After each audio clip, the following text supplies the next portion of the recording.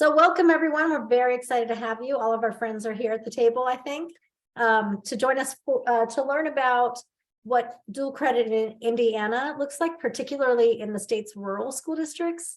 So we have Tracy and Jeremy from CEL at UIndy, who have prepared a report, and they're going to share highlights about that and recommendations from a recent study about Indiana's dual credit teacher pipeline. And we're also learning about CEL's early college high school endorsement initiative. And we have leaders from two very different rural school settings that are going to discuss their successful dual credit programs. We've got Logansport Community School Corporation, which is a large rural district with a high percentage of Hispanic students, and Rising Sun Schools. It's a very small district, but they're able to offer their pupils a variety of dual credit opportunities. So to get started, I'm going to introduce Tracy Butler. She serves as the Post-Secondary Readiness Senior Coordinator for CEL. At CEL, Tracy builds the capacity of partner schools to strengthen the post-secondary readiness of students, particularly through college and career pathways, work-based learning, and school community partnerships. Prior to joining CEL, she's worked with the nonprofit, educational, and government sectors to advance equity and hope for youth who experience gaps in opportunity and attainment. Tracy is currently pursuing her doctorate in urban education studies with a minor in higher ed at IUPUI. And so welcome, Tracy. We're glad you're here. And Jeremy serves as the Director of Rural Education for CEL. His goal is to identify the varieties of inequities in rural school districts and find solutions through collaboration with rural stakeholders. During his time at the IDOE, Jeremy led the development of the state's first STEM plan, created the STEM school certification, and Jeremy spent several years consulting with many rural school districts on STEM implementation after leaving the IDOE and before finding his way to CEL. Jeremy received his PhD in Ed Leadership from Indiana State. So welcome, both of you. We're happy to have you, and I'll let you get started. You want me to put the PowerPoint up? Perfect. All right. Yeah, well, thanks for having us. We're excited to do this, especially excited to have our two high schools represented here today and share the work that they're doing. So hopefully you guys learned something, and feel free, after this, be able to reach out to us. So if you want to skip ahead a couple of slides, I think we already did that one, so we can go ahead. I want to let everyone know what CEL is, so you can go back one. The Center of Excellence in Leadership of Learning partners with schools and communities to actually work through innovative educational practices.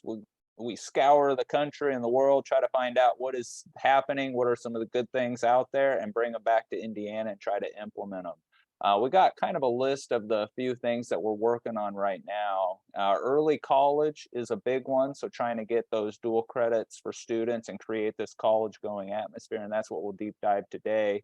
But others with our Collaborative for Rural Education, we had a GEAR grant. We've launched an early literacy program that's launching around the state. And then some of our big programs from the state, like STEM Teach Dual Credit Indiana, ISEAL. Those are all programs to get teachers credentialed for dual credit, special education, and our latest one is ITEL, so Teachers of English Language Learners. So we actually are supporting the state to try to increase the teaching pipeline and get teachers credentialed. So that's just a little bit of the work CEL does. And then I'll turn it over to Tracy. Great. Thank you, Jeremy. And I, too, am excited to be here on this call. We've had some great conversations with Carrie to plan today's conversation. But I know that Jeremy and I are going to try to go fairly quickly through our slides. There's a lot to share, but we really don't want to delay from getting to the most interesting part of today's webinar, which is hearing from our two school partners. So all of these slides will be available on Region 8's website. And so if we go through too quickly through some, of course, if you have any questions, feel free to reach out to us. Our contact information is at the end, but also you can access some of these slides online, or all of the slides online. So a little bit of context for today. Part of the reason we're focusing on dual credit, and with that, our early college high school model, but we wanted to set the stage a little bit about why why dual credit is so important to the state, and then specifically to SEL. So one is certainly Indiana's kind of the reach and the opportunity that comes with dual credit. According to a 2021 report from our Commission for Higher Education, 60% of Indiana high school students or graduates, I should say, have earned dual credit. And there's only goals and aspirations to expand that in the state, including through an initiative called the Indiana College Core, which we'll talk about in just a minute. So we already have a high percentage of students accessing dual credit, and the goal is to keep expanding that. So next. So even, so next slide, thank you. So even with that, knowing how many students are accessing and also knowing kind of some of the state and local goals related to expanding it, there are a couple of key risk factors that are facing dual credit in the state. One, and very significantly, is the labor shortage that's being experienced throughout education, as all of you know, I'm sure, have heard of the teacher shortage that's affecting some of our communities more than others, but certainly is an overarching trend in the field. And then if you drill down specifically to looking at teachers who are credentialed to teach dual credit, we also have a significant shortage in that area as well. On top of that, there are newly enforced requirements that have come from the Higher Learning Commission, which is regional, that's not specific to Indiana, but it's requirements that will take effect in 2025, which will expand and increase the requirements for teachers who are wanting to teach dual credit. So specifically, teachers will need to either have a master's in the content area that they're teaching, so a master's in math, or they need to have any master's, for example, a master's in secondary ed. And then if that master's is not in their content area of math, then they'll need an additional 18 graduate credit hours in that content area. So a few of the initiatives that Jeremy talked about, including Teach Dual Credit and STEM Teach Indiana, are ways that SEL is trying to help teachers kind of access those additional requirements that they need to earn. But knowing that that deadline is coming in September 2025, our schools and our communities are really worried about that because, as we said, there's already a shortage of dual credit teachers. And lastly, you know, one of the challenges and risks facing the sustainability of our dual credit offerings, let alone the expansion of it, is that our teacher compensation agreements in many communities are not aligned with the added requirements to teach dual credit. So particularly as you think of teacher contracts, there really is a lot of variation from school to school regarding what the incentives or supports might be above and beyond the teacher contract to engage with dual credit. Next slide. So these next couple of slides I'm going to go through fairly quickly.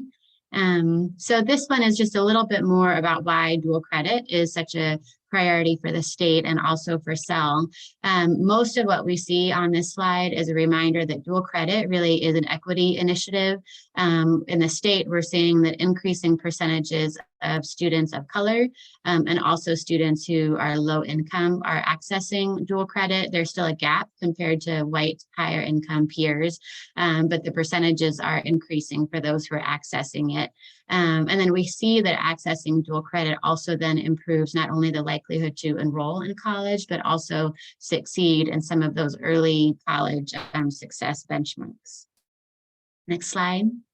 So a little bit more about the Indiana College Core, which I had mentioned. This is not a new initiative at all in Indiana, but it's certainly a renewed goal for the state is to expand it. So the Indiana College Core is a block of 30 credit hours that are general education, kind of college level coursework that is intended to transfer pretty seamlessly among Indiana's public colleges and universities. So currently, or as of the most recent count, about 1 in 5 Indiana high schools is offering the Indiana College Core, but the state's goal and many local goals as well is to see that number and percentage increase. But the expansion of the Indiana College Core and the ability to do that is tied directly to our capacity and supply of dual credit teachers, which is just one of the reasons, next slide, Carrie, why SEL and along with many of our local partners, really felt like there was a need to do some research, specifically focused on how do we build a pipeline, a bigger pipeline of teachers who want to teach dual credit in our state. So we were funded through the Joyce Foundation last year to conduct the research and then also to produce a white paper. So this is the paper. We're going to talk about just a couple headlines of from that paper and what some of our findings were. But at the end of the slide deck, we also have a list of a few resources kind of for further reading and for further learning, including a link to this paper. Next slide. So quickly, just the research design, and the goal of this was to have it really be informed from the field as much as possible, rather than it being kind of researchers and research scientists coming in and really conducting kind of objective, somewhat removed research. We wanted to get as much content and learning and feedback from the field as possible. So to do that, we surveyed our schools, about 131 responded. We did focus groups with dual credit teachers and K-12 administrators. And then we had two different working groups, one that was considered more practitioner level and one that was state leader policy level, really vetting some of the preliminary findings coming out of the surveys and focus groups, and then also then whittling down some of the headlines to some key observations as well as recommendations for the field. Next slide. Alrighty, so one of the areas of themes that emerged from the research is what are those primary barriers that schools are facing and teachers are facing to engage with dual credit. So they really fell under 5 different kind of major buckets. One is impact, that there's really not as much understanding of and recognition of the added impact of dual credit and the teachers who are engaged in teaching dual credit. The second one was one of our top 2, time. Cost was the other one. But teachers saying they really don't have time to go back to school to either earn their master's or to earn the 18 additional credit hours that they would need. And then also just to teach dual credit takes additional time on top of a very full plate that any educator has at any school level, K-12 or any building level. But there are some unique added requirements, both at the student level, but then also at the institutional level, meaning the higher ed institution, to teaching dual credit. The third barrier was cost. There's the direct cost of going back to school to meet those newly enforced requirements from the Higher Learning Commission. That's part of why CEL has a few initiatives to try to offset the cost of going back to earn those additional credits, but there's also the opportunity cost that teachers actually talk quite a bit about in our focus group of what earnings they're losing by choosing to teach dual credit rather than within the school building doing something else. Like one example was coaching, that many of the dual credit teachers we spoke to said, coaches in our district are paid more, even at the assistant coach level, than we are to teach dual credit. And so when they're deciding which kind of additional activities to engage in and additional streams of income, they know that to teach dual credit, they're really kind of resigning themselves to earning less. And then, of course, there's the opportunity cost of not earning more beyond, kind of what your educator and teaching role is with another position somewhere else. The process is pretty cumbersome for some of our school partners. And primarily what came out here was that the disconnect that can happen between K-12 and higher ed, and really all of the added layers of process and requirements and bureaucracy that sometimes can come out of that collaboration with your higher ed institution. We also heard great stories of collaboration and ways to kind of smooth through some of the bumpy process, but we heard a lot too about how challenging it can be. And then lastly was connection. Teachers who teach dual credit talked a lot about how they can sometimes feel like they're on an island by themselves in teaching dual credit if they don't really have kind of that peer learning or professional learning community that they have within the school that some of the other kind of educators can have. So those were some of the barriers. So if you go to the next slide, Carrie, then you'll see these are then some of the effective practices and the incredible pockets of innovation and problem solving that are going on around the state in order to address some of those challenges. So, these effective practices really then amounted to being what some of our recommendations were that came out of the report. I'm going to do a quick time check.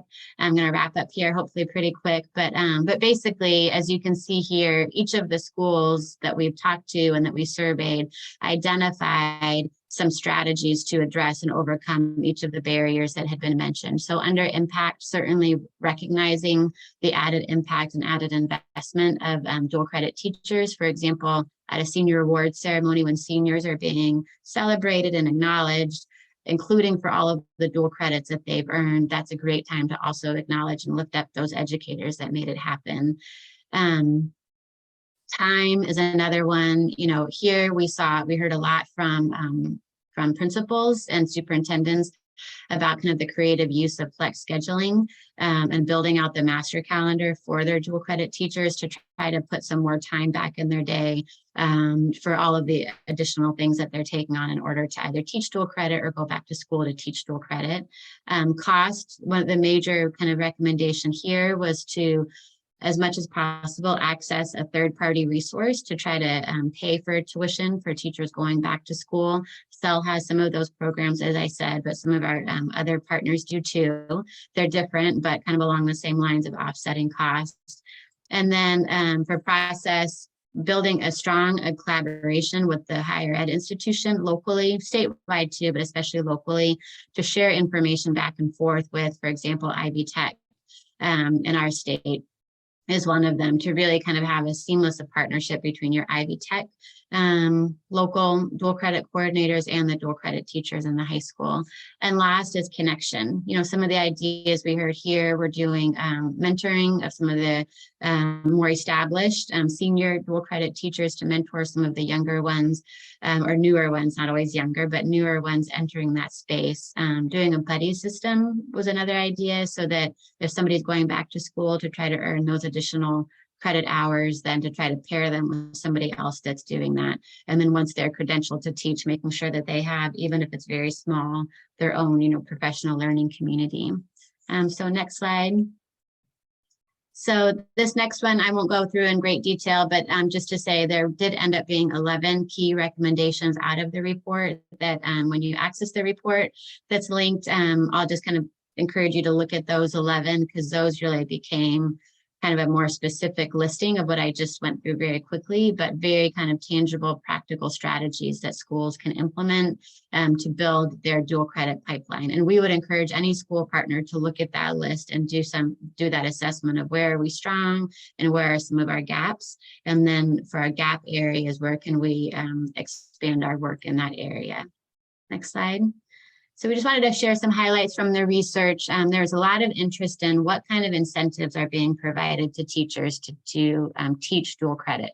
So, so with that, some key findings were that for schools that are incentivizing teachers to engage with dual credit, meaning to pursue that credential to teach dual credit, the main type of incentive was tuition assistance. Again, in Indiana, we're fortunate to have a number of partners, including SEL, try to cover that tuition cost. So we encourage schools not to spend their money on it, but to use a group like SEL as much as possible. And then next, for schools that are providing an incentive to teachers to earn that credential, the most common type of incentive is a step on the salary scale, so that once somebody's credentialed to teach dual credit, then they see that salary bump. And then lastly, the most common type of incentive for teachers to actually teach dual credit, they might be credentialed, but then you need to incentivize them to actually teach dual credit and even take on additional sections of a dual credit class. That most common incentive was a stipend rather than a step on the salary scale. A little bit more about the stipends. Next slide, Carrie. So here's just a very quick look at what some of the ranges are for the stipends that are being offered to teach dual credit in Indiana. So I won't go through these in detail because I really don't want to take any more time away from Jeremy and from our school presenters. But when you access the slide deck, and certainly if you're in conversation with local school districts, one of their first questions always will be, well, what are other people paying? Especially they might wonder, what are other districts around us paying? So this is a good reference point to share with them, but more kind of importantly, I would encourage schools to do their own kind of market research to see what the school districts around them are paying, because all of the teachers, either that are new teachers applying to work in the district or those that work in the district that are considering whether or not they should be looking for work elsewhere. They are often very aware of what other districts around them are doing. Next slide. All right, Awesome. back to you, Yeah. Jeremy. Tracy, Thanks, thank you Tracy. so much for that. That was really fantastic information. I appreciate Yeah. it. Yeah, and Tracy is more than happy to help people out with this. So be sure to contact her, and I think our contact information will be at the end. So not knowing where other states are with early college high schools, we kind of wanted to touch on what it is in Indiana and some of the dual credit opportunities before we introduce two of our best early college high schools. So next slide. So CEL is the home of the early college endorsement. We are the only organization in the state that can endorse. We've been bestowed that by the Commission for Higher Education. We started doing it in 2007, and our program is structured around our 8 core principles. And that is something I know that is unique to Indiana that we've been doing. We've created a rubric around these, and we go through and train schools up on this. So that's kind of what we provide schools as we're going through their early college. We've trained over 125 schools and career centers, so CTE can become early college endorsed as well. Currently, I think we're pushing near 50 schools that we've done in this fall, and we have coming up. So we will have over 50 as we go through the endorsement process this spring. So yeah, and like I said before, the Indiana Commission is the organization that identified us to be able to go through this endorsement process and train schools. So if you want to call yourself an early college high school in Indiana, you have to go through CEL to do that. Next slide. So the importance of early college and dual credit. We wanted to provide this so people know where Indiana is. 64% of Indiana's graduates earned some dual credit, and more than a third of those students were actually on free and reduced lunch. So we see dual credit and earning it as an equity opportunity for the state. The more kids that we can get taking dual credit and earning dual credit, the more likely they are to go on to post-secondary. The other thing is it just saves so much money. So in 2018, 600,000 credits were earned by high school graduates around Indiana, and that equated to 82 million in tuition savings for those students. So we push it hard. We think all schools should be doing it. Next slide.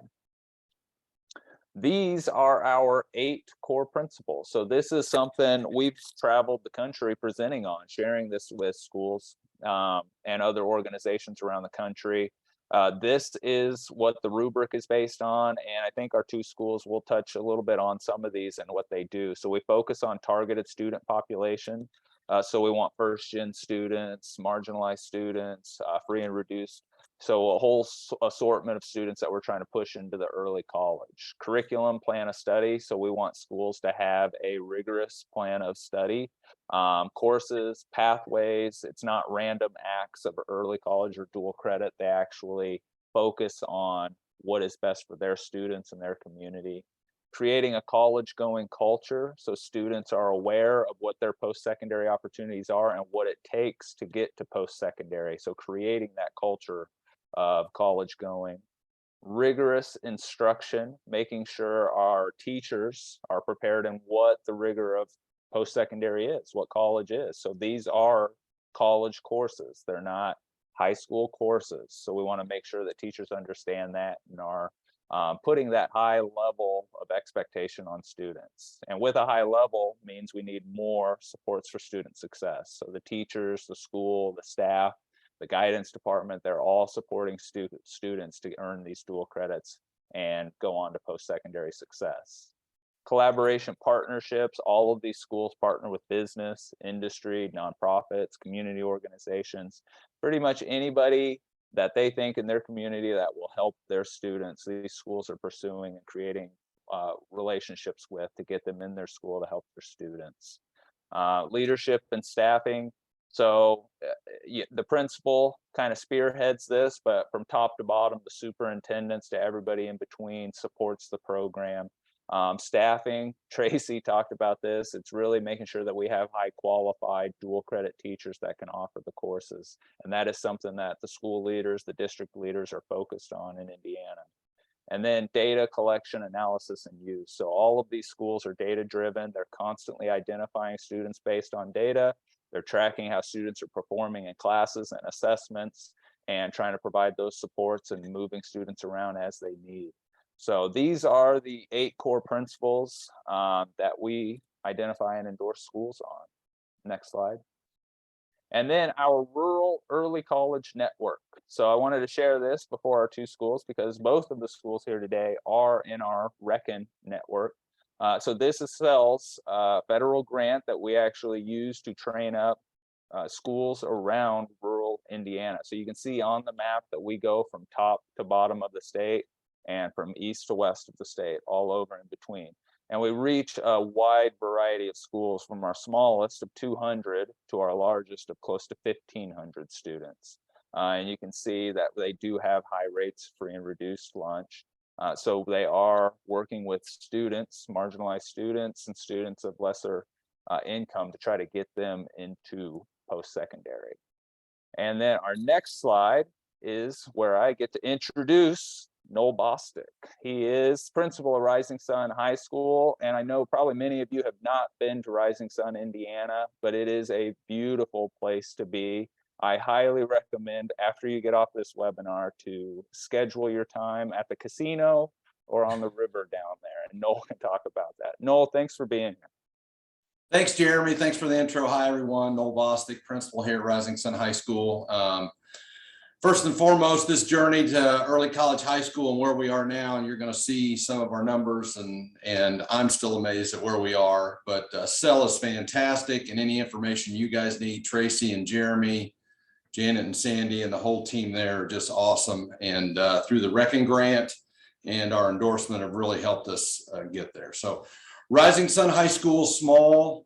We have 230 students right now, and we're just 40 minutes outside of Cincinnati and in Southeast Indiana.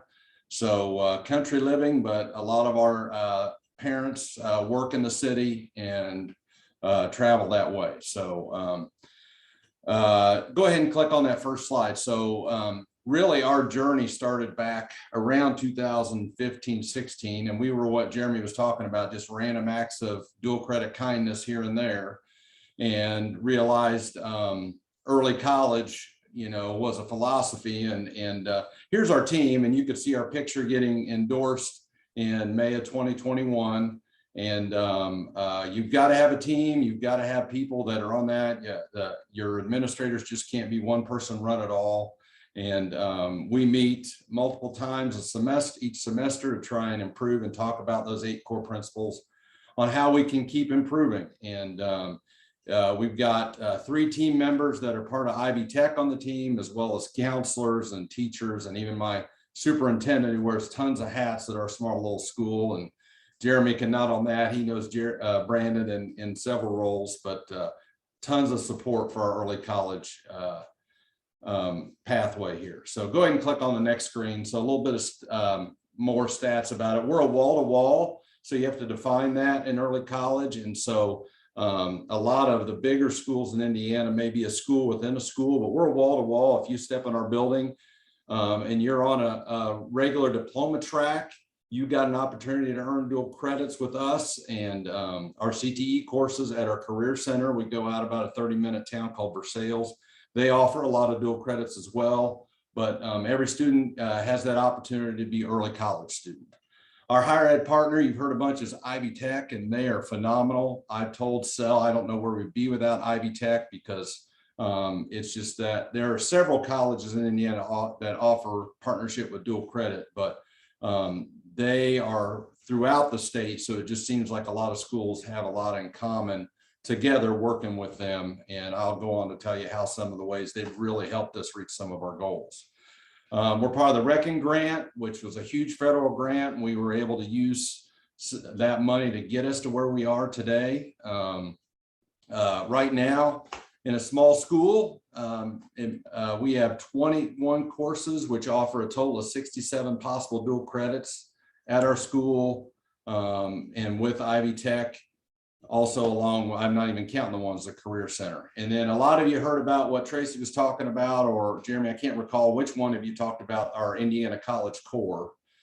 And you can see our numbers there through the years. That's the percentage of our senior class that have gotten that Core 30, which is transferable to any state school in Indiana, university or college, and how those have increased. And I don't think you could see the bottom. Can you guys see the bottom of that last bullet? I don't think it showed very well. But what it states is our goal in our early college is really that core stamp, that Indiana College Core, but it is grown, because now we're projected this year out of 40, it's went to 47 seniors. We have 13, not only Indiana College Core, we have more than that. We have 13 going to get an associate's degree this year, which is unheard of. Just blows my mind. Last year we had 4, the year before that we had 1. So this program is just expounding, just exponentially. So go ahead and go on the next slide. I want to touch base on not all the 8 core principles, but just some things here and there.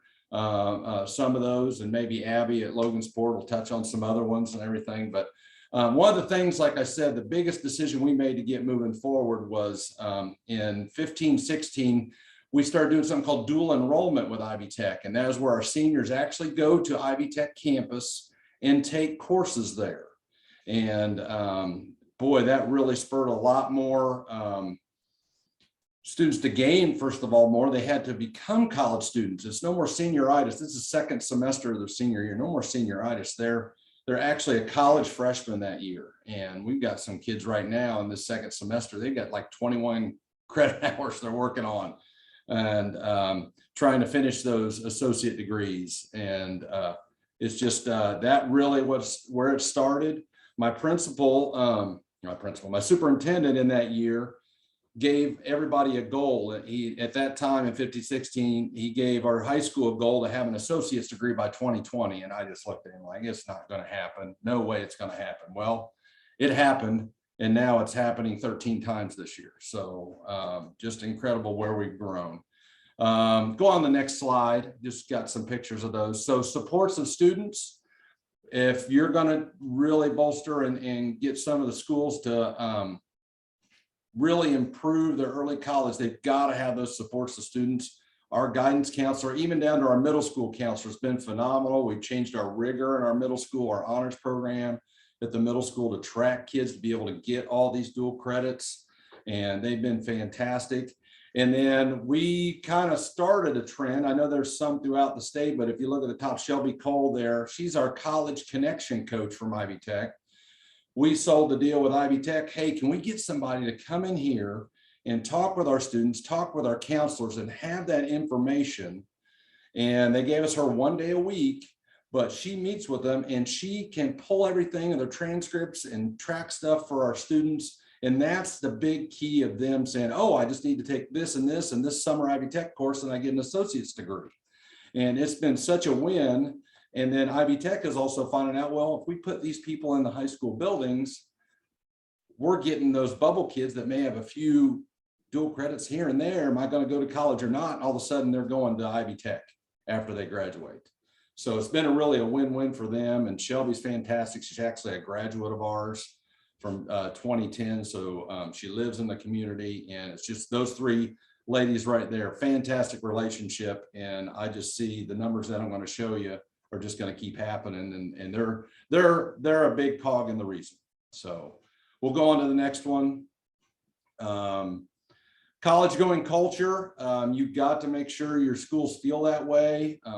And you can see every teacher has you say a little sample that they've got where they went to college outside their school. We honor our ICC students with a green cord at awards day. They were at graduation. We have several days throughout the year. The picture below shows all of that's our dual enrollment students. And that was early college week in Indiana, which sell runs, and everybody was wearing the shirt or sweatshirt where they're going to school. So, and we do a lot of things throughout the year to really push that. Go on the next screen. It kind of shows some pictures throughout our school. We took our cafeteria And part of that made that an early college lounge. The day when our Ivy Tech kids come back, our dual enrollment kids come back, they've actually got about a half hour to unwind. They sit in there and plug in and do work, and they don't have a teacher over them. We say, you're a college student, you guys behave, you're down here, and the bell rings, it's lunchtime. So they like that. They like the freedom, but it's for all kids as well. Want to go over some of the data that's happened, and you guys can see where we've grown. Last year, our seniors had 1,100 dual credits. And I know the bigger schools wipe us out with those numbers, but for 52 graduates last year, that's a lot. If you're talking about Ivy Tech dollars, that comes out to about $160,000 our parents saved just in that class. And you're talking about how that transfers to Indiana or Purdue dollars, that's over $400,000, around 50 graduates. So look at the money saved. Jeremy talked about the overall state, 80-some million in tuition in 2018. So we're seeing it our end. And you know, when I talk to parents in the community at ballgames, they're just constantly thanking, you know, the school. And I hear kids in college. We got tons of kids graduating in 3 years, and some incredible stories where kids are graduating in 2 years with a bachelor's. So saving a lot of money. Go on the next screen there. More of our visuals. We put up a lot of these things, banners, visuals. We've got a big state of Indiana, and if you can look in close, that shows all the most of the universities and colleges in Indiana. Just got that feel throughout the school of our being an early college high school. Go ahead and go on the next screen. More visuals talking about money made and plans for education. We've got the senior pictures where they're going to college. Just really trying to promote all of that. Go on the next screen. So collaboration and partners, our two biggest partners, of course, are Ivy Tech. They've been phenomenal. They're the ones who came to us really with the idea of that dual enrollment and our seniors going out there. Our seniors usually take a speech class, and that's kind of some pictures of them out there. And then they do that Tuesday, Thursday, Wednesday, Friday is either art. Last year it was art. This year it's a philosophy class. They reach an elective for that core 30 or their associates. And then, and they're one day that they're not out at Ivy Tech, because I have college classes every day. We started an ed professions program, cadet teaching. So all our students kind of go in cadet teaching, and I'll talk about that in our pipeline here in a minute on a slide. Our community foundation, we have a fantastic community foundation. When we started all this dual enrollment, we went to them. All these students get their classes for free. They get a $1,000 scholarship if they're enrolled in dual enrollment, and it pretty much pays for those two classes.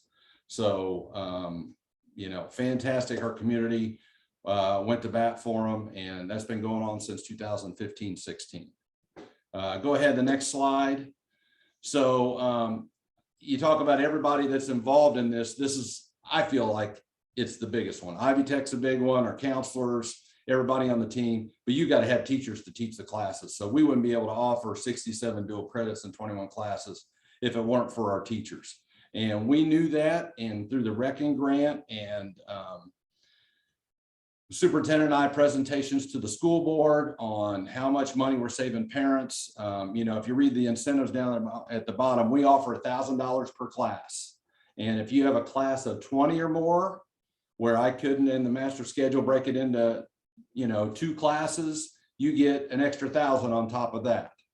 So Jeremy, I love your example about extracurricular and coaches get paid this and so on. Probably our teacher that teaches the most dual credits is Kevin Smith, and he makes about, because he does government, he's a rock star, licensed in, he's credentialed in government, which is poli-sci, econ, psych, and soc. He makes about $8 grand a year on top of his salary, which is more than our head basketball coach for his salary. So, and you're talking Indiana too, and we love our basketball. So, we really stepped up, but we went to the board and we're like, right now out of all our dual credit teachers, it's going to be 25 to 35,000 a year we pay them in stipends. We're saving them up parents $400,000 a year. You tell me if that money's not well spent. So really easy for our school board to be on board with that, and hopefully more schools throughout Indiana start doing that. And Tracy showed you some of that data. I know it was only about a handful of schools you got data from, but hopefully that information keeps growing, and that's the trend in Indiana. So, and talking about the pipeline, Cell's been fantastic getting programs going. They got STEM Teach Indiana, Teach Dual Credit Indiana, covering tons of areas, and that's free. So a lot of my teachers have been doing that, and it's helped. I've got 2 other teachers that should be in that picture that have done that and been added to the program. And we hire new teachers, and we're talking about what they can make if they become dual credit credentialed, and we got more jumping on. So it's just been fantastic. So I think I'm getting toward the end. I know I've talked a lot. What's the next screen there? I threw this in, Tracy and Jeremy, because this was at one of your last ones. And I did this at a school board, and I thought maybe in Ohio, Michigan, and others in Indiana will see this. But why are we pushing this? Well, just look at those numbers right there in the state of Indiana. If I've got a bachelor's degree and versus just a high school diploma, and how much more I can make, and look at the unemployment rates and labor participation rates, and it just the numbers show you've got to have some kind of degree. And whether it's our CTE and Career Center kids trying to get their associates in some kind of career and tech ed area, or it's our kids going to traditional 4-year school, that's where we're trying to build our small little community. So that's all I have, so I kind of talked a bunch. We can turn it over to Abby then. That was awesome, Noel. I really appreciate it. That was fantastic, really. Thank you for sharing all that. We're excited now to hear from Abby. Yeah. Abby Lundy, she works in guidance at Logansport. Logansport is an awesome school district too, and it's one of these unusual places because it almost feels urban, but it's still rural. Large school, they're doing a ton of things. Abby is the early college director, the Achieve Center coordinator, so she is student supports for Logansport students. So Abby, thank you for sharing with folks. Thank you for having me this afternoon. I'll just give you a brief overview of Logansport High School. Like Jeremy said, we are kind of urban, but we do categorize under the rural schools here in Indiana. We have a current enrollment of 1,226 students, grades 9 through 12 in our building.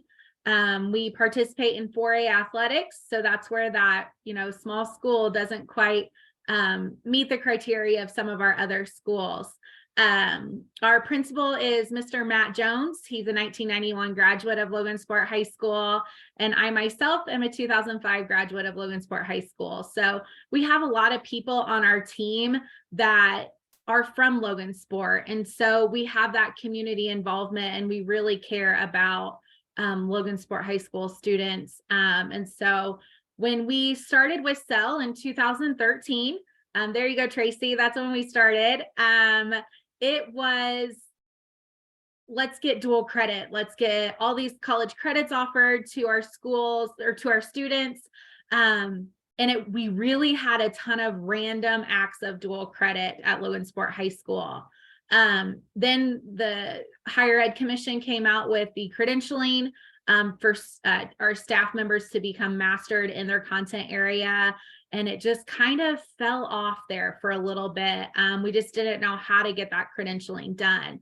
And then 5 years ago, this is our 4th year in the Reckon grant, but 5 years ago, we were able to get the Reckon grant and kind of kickstarted us back into, okay, this is going to be possible now. We can use this funding to credential our teachers, to give supports, to give stipends for their time.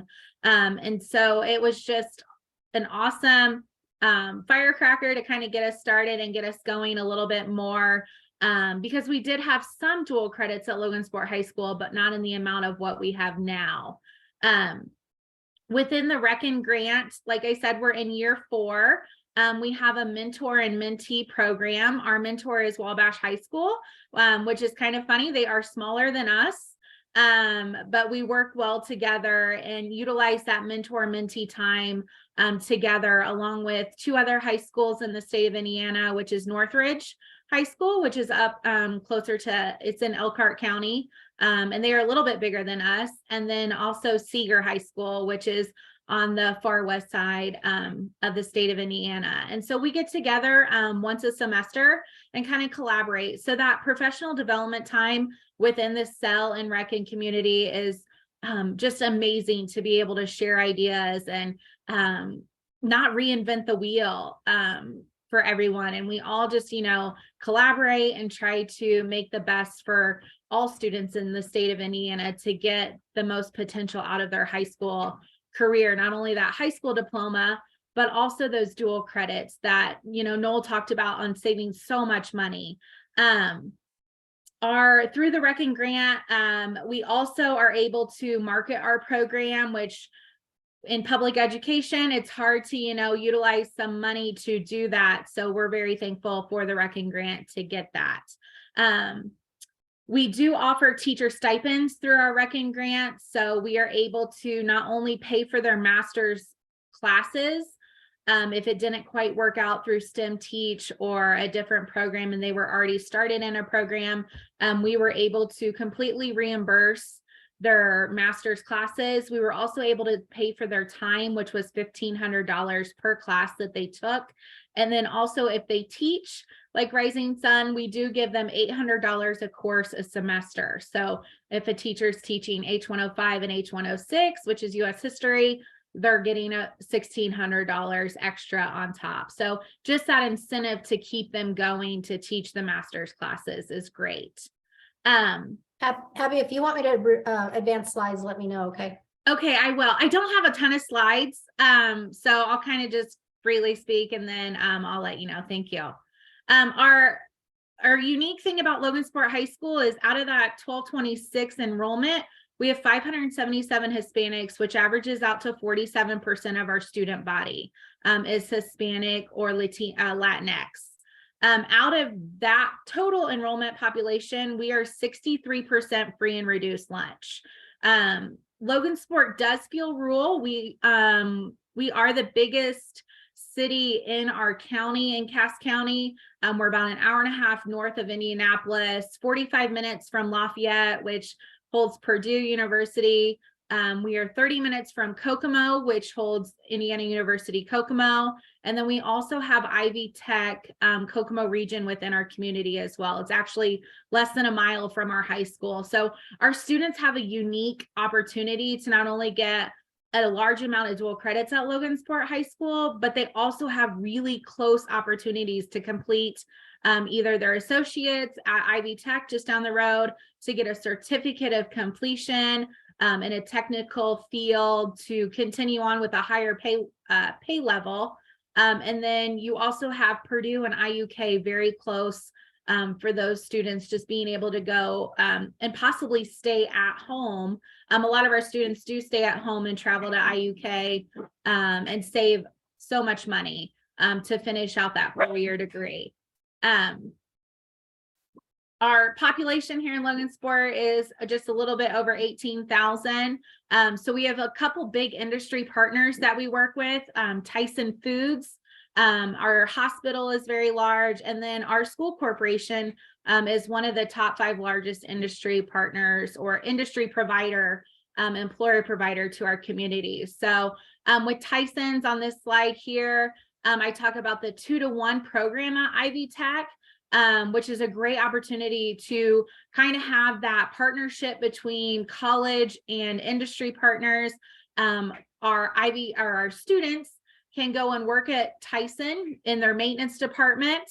This isn't the line work like their parents do, which is a great barrier to kind of take that stigma away of what Tyson is. I don't know if any of you know what Tyson Foods kind of looks like, but our students kind of stigmatism to the line and working, with the meat and just the dirty work. And there's so many opportunities at Tyson. They can make up to $70,000 on their maintenance crew and HVAC. And we just kind of want to get them to know that, yes, your parents work there on the line, but we want you to, be able to get a technical certificate or increase, your education to provide more for your family, stay within our community and have a great high paying job and be able to, support yourself and your family So the 2-to-1 program at Ivy Tech is just great.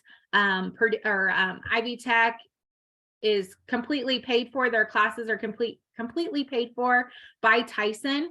So it's free of charge to the student, and then they're able to get some of those classes at Logansport High School.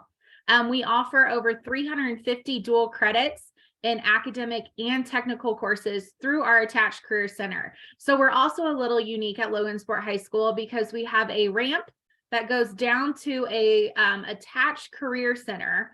Our students don't even have to go out of the building to be able to take advantage of so many CTE courses. Our graduation pathway bucket is so easy to check off, and I know that is not very easy for other school districts across the state of Indiana. And so we're very fortunate to have our Century Career Center attached, and also the amount of dual credits. I believe we have one class out of there that does not or is not able to receive a dual credit. So it's just great. A great opportunity for our students to be able to take advantage of that. We do have sending schools within our county and area that do participate in our Century Career Center. But we have almost over 1,000 students, grades 9 through 12, taking advantage of that Century Career Center each semester. Our partners, our biggest partner is Ivy Tech, our Kokomo region. Indiana University has 2 classes with us still, and Ball State is our Chinese dual credits opportunity, and Vincennes is in our Century Career Center with some available dual credits there. We do offer a few technical certifications available through our Century Career Center, which is a jailer certificate through Vincennes out of our criminal justice class, and then a food and safety certificate out of our culinary arts classes. We are very fortunate to have 2 college connection coaches provided by Ivy Tech. And we are so happy to be able to have one that is especially bilingual.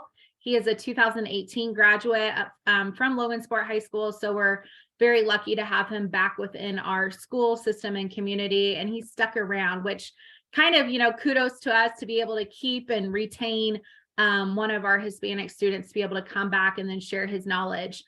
He did go, after he graduated from Logansport High School, he went to Ivy Tech to complete his 2 years associate's degree in psychology. And then he did go on for 2 more years at IUPUI to complete his bachelor's degree. So it's just nice to kind of see that wraparound of a dual credit student to a college student, and then now back within working in our high school. So he's one of our success stories.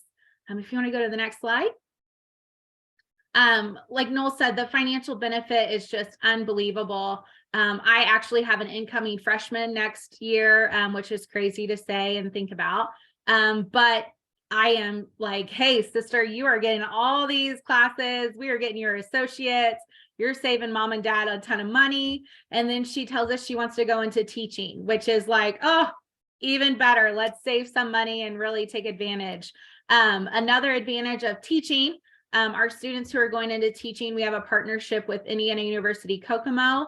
We call it our Tomorrow's Teachers program, and they are able to get 4 education classes from IUK at Logansport High School their junior and senior year. So 12 actual major classes to be able to take advantage of as well. And for her thought is, I'm going to go from Logansport High School to IUK. She could potentially be done before she's the age of 20. And in our high school, hopefully back within our community, teaching, which we all know that shortage of teachers is just so short in begging to get teachers. And so to be able to grow our own program at Logansport High School is phenomenal. We have a teacher grant right now to where we are hosting 3, I would say, last semester students within our corporation teaching. We actually have a earth space science teacher right now within this grant, and they're getting paid $12,000 to help out Logansport High School or an elementary school, and they're getting $12,000 paid as a senior in college, going through their student teaching, but also, working within LCSC.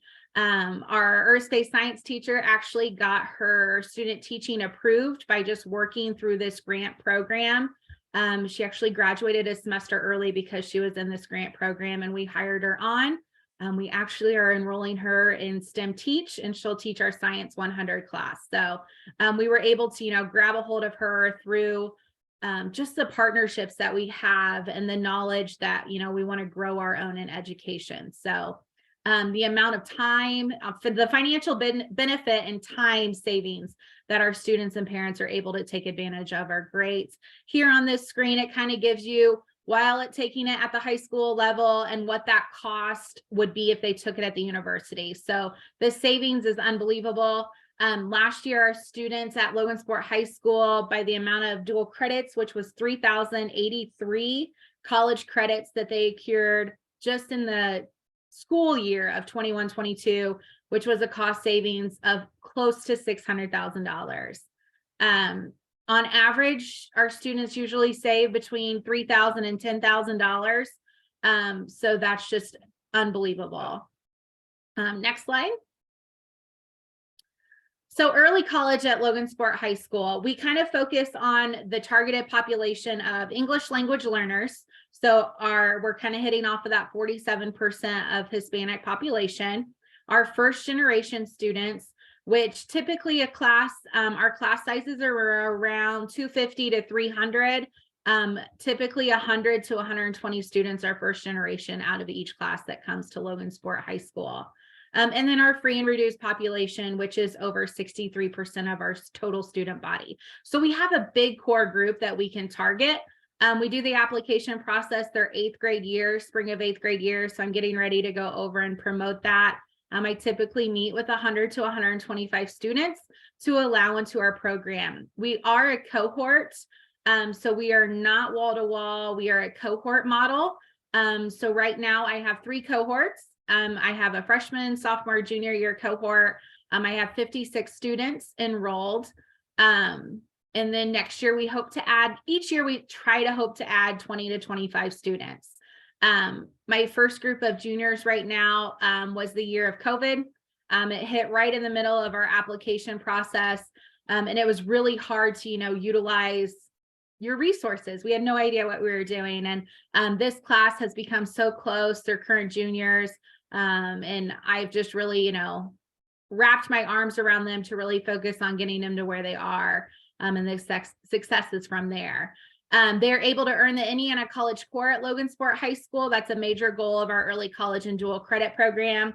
In 2019 was about the first year we offered the ICC, which we were giving 6 ICCs out, which is the Indiana College Core. Last year, we gave 33 out. So in those, years of in between the rec and grant being offered, we were able to offer 33. This year, the class of 2023, we are hopeful to offer, we are at 54 ICCs, and we'll be offering 2 associate's degrees. Just like Noel, it was a goal of ours, but so unrealistic to offer that associate's, and we're finally able to make it happen. With the dual credits at Logansport that we offer 20 dual credits at Logansport High School, which is 52 college credits. An associate's degree is 57 from Ivy Tech. So we are just 1 class short, plus a intro class. So it's great. A lot of our information, I included our website here if you want to go get dual credit, more dual credit information from Logansport High School, along with my contact information. And then just the last couple slides, I know we're cutting it short here on time, are just pictures of getting our students, just a lovely support that we offer through our early college. And then our early college lounge here, getting our students on campus. We do have an area specific for our early college students, just kind of make them feel like the VIPs of our high school. So we have an early college lounge. We get our students on campus. We were able to visit IUK. They did awesome activities with the kids to get them involved and really want to get on campus. And then the next couple slides, we went to just some more activities there that they did with the students. And then last, we went to Ivy Tech Community College right after they did their $44 million expansion at their Kokomo campus.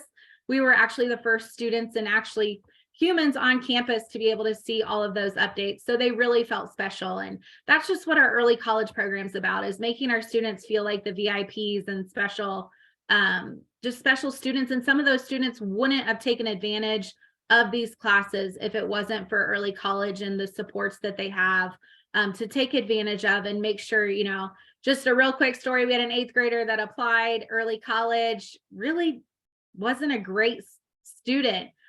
He's actually facing a judge in probation.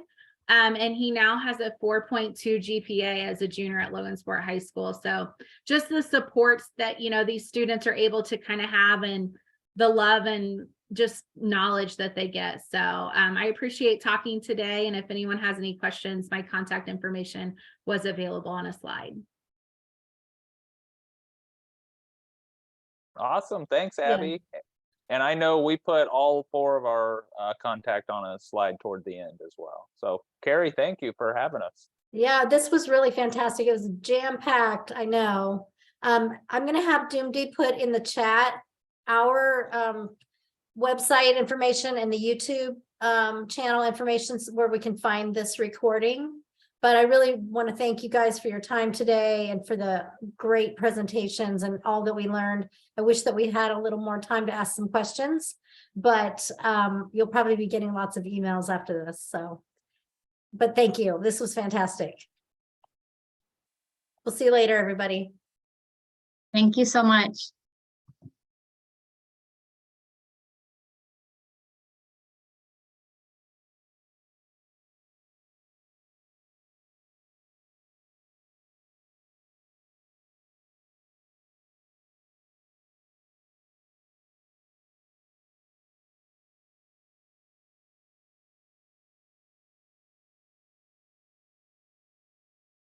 Do you want to stop recording? I guess I can do that.